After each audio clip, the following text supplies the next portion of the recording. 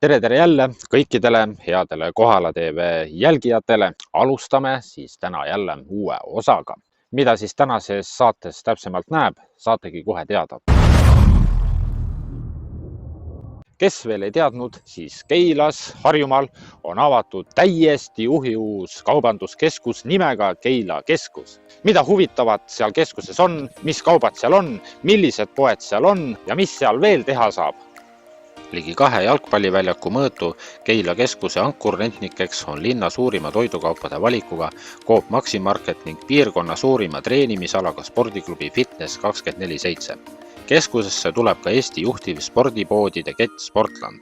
Lisaks avab uksed Harjumaa lääneosa suurim Apollo pood, mille valikus on enam kui 10 000 raamatut. Rõiva ja jalatsikauplustest on esindatud rahvusvaheline moebränd Sinsei ning poeketid Denim Dream ja End Trend. Keskusesse tulevad ka 4 toitlustuskohta, juustupood, juustukuningad, kala- ja talutoodete kauplused, ehtepood Gold Time, ideaalkosmeetika, apoteeka, instrumentaariumi prillipood, loomapood Valgekihv ning mitmed teenusepakkujad. Parklas on kohti enam kui 200 autole. Alates aprillist pakub Keila keskuses peredel ajaveetmisvõimalusi üks Eesti kõrgeima laega siseseikluspark Trampolino, mis mahutab korraga kuni 200 last. 2 saali ja 190 istekohaga Apollo kino avab Keila keskuses uksed mais. Apollo kino Baltikumi müügi ja turundusjuhi Maarja Kaalepi sõnul on tegemist üle pika aja Eestis täiesti nullist ehitatud kinoga. Soovime pakkuda Keilas läbimõeldud ja kvaliteetset kinoelamust, kus ka kõige väiksemad detailid loevad. Just seetõttu võtab kino valmimine veidi rohkem aega. Keila keskus on esimene etapp suuremast arendusest, mille eesmärk on kujundada Harju Keki endisest suletud tootmisalast linna uus tõmbekeskus.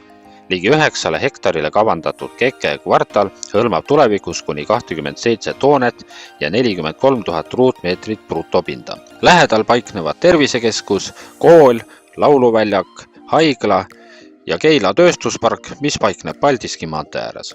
Ja lisaks sellele on seal keskuses avatud ka teisel korrusel linnarahva näitus. Kellel on huvi ajaloo vastu, siis seal keskuses olles minge külastage ka seda linnarahva näitust.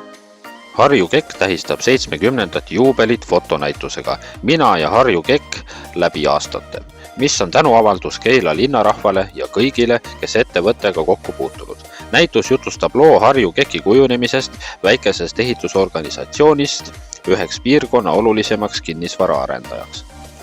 Näitusel on ajaloolised fotod seintel ning eraldi ekraanil pidevalt täienev pildigalerii, tööpäevad ja ehitusplatsid, inimesed ja nende lood, rajatud hooned ning ettevõtte toetatud kultuuri, spordi ja kogukonna tegevused. Harju Kekk AS on Eesti erakapitalil põhinev äriühing, mis tegeleb kinnisvara arendamise, halduse, investeeringute, juhtimisega ja rahvusvahelise transpordiga.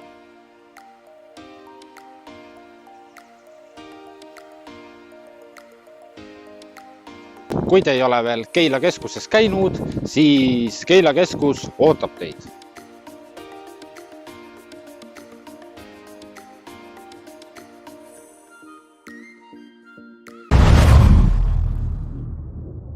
Omleti koostisosad 2-3 muna, 2-3 supilusikatäit vett, soola ja pipart, praadimiseks võid. Klopikausis munad, vesi ja maitseained vispli või kahvliga lahti, aga mitte vahule. Kuumuta pannil või. Kui või on kergelt pruunistunud, lisa omleti segu. Sega munamassi puulusikaga äärtest keskele, nii et omlett ühtlaselt hüübiks. Voldi omlett pooleks ja libista taldrikule. Soovi korral riivi peale veidi parmesani või juustu. Laktoosi ja kaseiinivaba versiooni jaoks kasuta praadimiseks lihtsalt õli. Kui teed täidisega omletti, siis pane täidisained ühele omleti poolele veidi enne küpsetamise lõppu ja keera teine omleti pool kaaneks peale. Libista taldrikule ja serveeri. Kõigepealt löötle muna lahti. Aba. Nii, 1 muna, teine muna. Oppadi, nii. Nüüd tuleb võtta siit kahvel ja enne veel tuleb vorstid ära tükeldada. Vorsti nahk maha, hopsti, nii, ava, pane viskame praegu minema, niimoodi.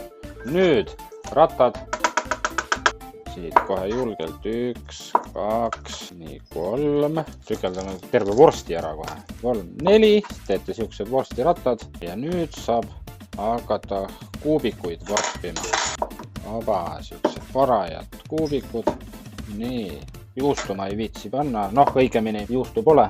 Ja siis, kui olete vorstid kõik asjad ära tükeldanud, siis valate kõik selle mudri siia munaplöga sisse. Ja nüüd lähevad siis vorstid. Tegelikult parem jääb maitse siis, kui lasta vorstidel natukene aega enne muna lisamist pannil pruunistuda. Ma praen vorstid enne ära. Nii, võtame siit kohe panni. Kaant ei ole vaja. Nüüd läheb pann pliidile.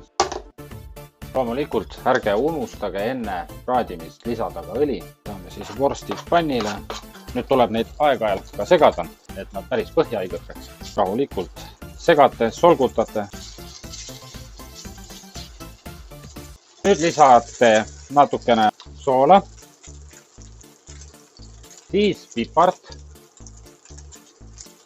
siis segate veel. Tundub, et ongi vist õige aeg nüüd klopitud muna peale valada. Ega nüüd ei olegi muud, kui lasta parajalt küpseda. Kui keegi tahab, võite lisada ka tomatit sinna, kurki, võib keegi panna kiiret tilga peale. Lasete natukene ühelt poolt, siis keerate ringi, lasete teiselt poolt. Ka samuti mõni minut ongi söömiseks valmis. Kui te tahate, siis võite ka omale teha kiire omleti. Ja kiire söök olemas. Hea, kiire ja lihtne.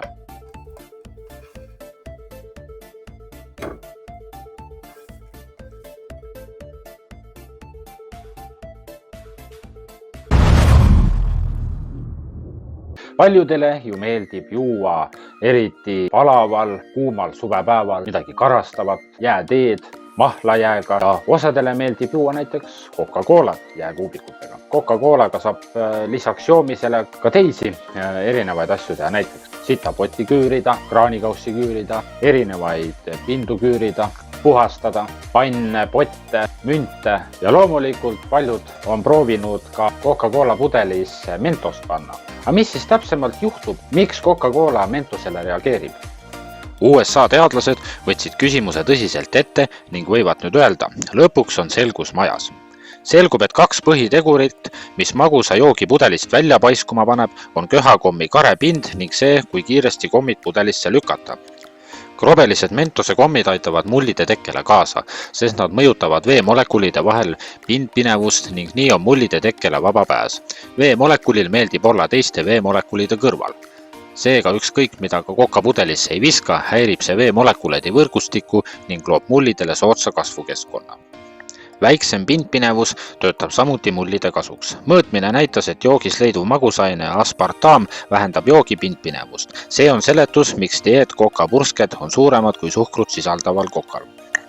Teiseks sisaldavad mentose kommid kummiaraabikut, mis veelgi vähendab vedeliku pindpinevust. Krobelised kommid, milles kummiaraabikut pole, nii suuri jugasid ei tekita. Mentos vajub üsna kiiresti pudeli põhja, tekitades mulle, mis omakorda tekitavad ülespoole kerkides uusi mulle.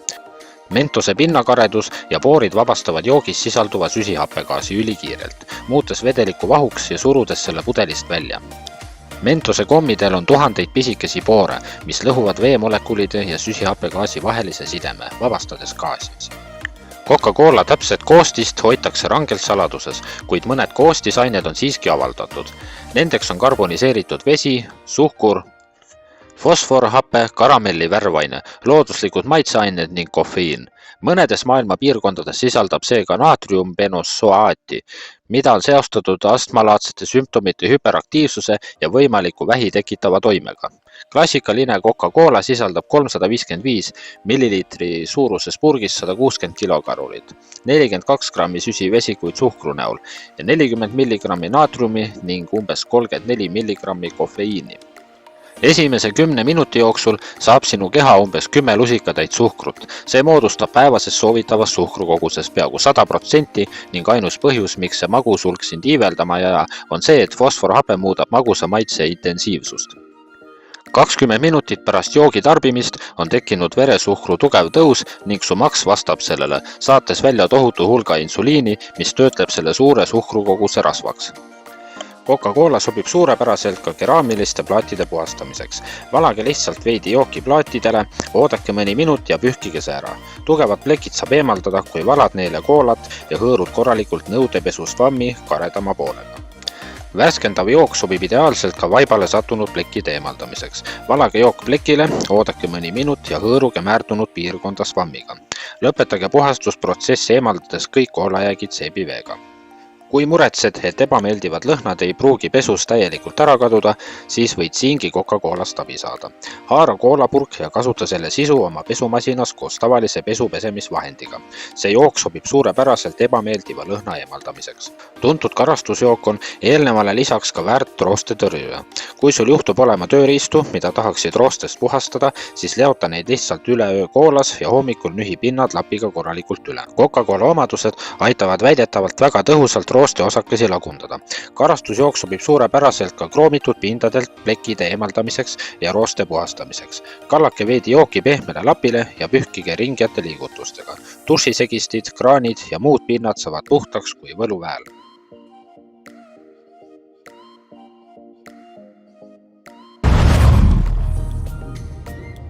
Selline siis saigi järjekordne Kohala TV osa. Saite jälle uusi asju teada, nagu ikka ja alati. Ootan teie meile ja kirju ja ideid, millest ma saaksin järgmiseid osasid vorpida. Ja loomulikult ärge kindlasti siis unustage ka tellida õnnitlus- või tervitusvideo. Seniks näeme järgmises episoodis.